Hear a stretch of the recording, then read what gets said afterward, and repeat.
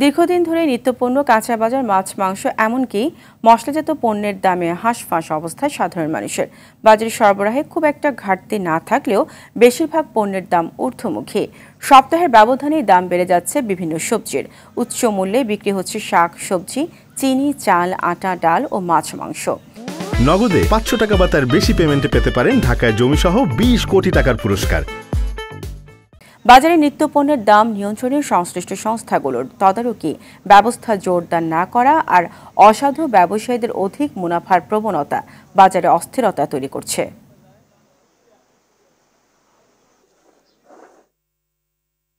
দর্শক, বাজার পরিস্থিতি জানাতে রাজধানীর কারওয়ান বাজার থেকে সরাসরি যুক্ত হচ্ছেন সহকর্মী আশিকুল আলম। আশিকুল, বাজারে নিত্যপণ্যের দাম ঊর্ধ্বগতির কারণ হিসেবে ব্যবসায়ীরা কি বলছে জানাবেন।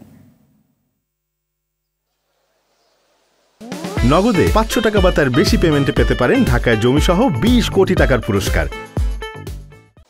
ধন্যবাদ ফারিয়া আপনাকে। যে বাজারে নিত্যপণ্যের দাম বৃদ্ধির ক্ষেত্রে যেসব প্রভাব পড়েছে, কয়েকটি পণ্যের দাম কিন্তু আবার কমেছেও।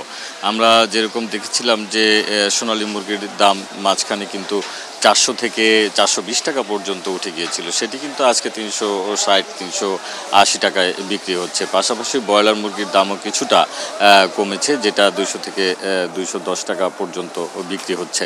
এটা কিন্তু আমরা দেখেছি। আরেকটি বিষয় জানিয়ে রাখি ফারিয়া আপনাকে, যে সবচেয়ে বেশি যেটি আলোচিত হচ্ছে এখন যে নিত্যপণ্যের বাজারে কাঁচা মরিচ, সেই মরিচ কিন্তু আজকে বিক্রি হচ্ছে ১৫০ থেকে ১৬০ টাকা কেজিতে, এবং সেক্ষেত্রেও কিন্তু কাঁচামরিচের দাম কিছুটা কমেছে।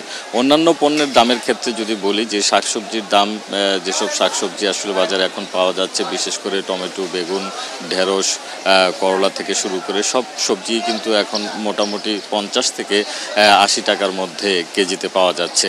তবে এই যে বাজারের ঊর্ধ্বগতির বিষয়ে যে সরকার কর্তৃক যেসব দাম বেঁধে দেওয়া হয়েছে, সেই দামগুলো আসলে ওইভাবে মানা হচ্ছে না, এবং সেক্ষেত্রে বাজারে যে মনিটরিং ব্যবস্থা এবং সরকারি যেসব সংস্থাগুলো আছে সেগুলোর তৎপরতা বাড়ানোর কথা কিন্তু তারা বলছেন ক্রেতারা।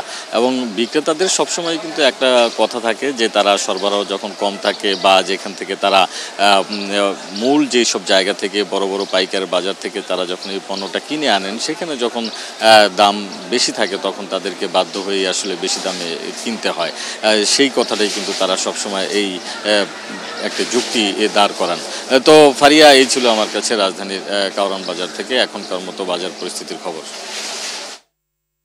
আপনাকে ধন্যবাদ।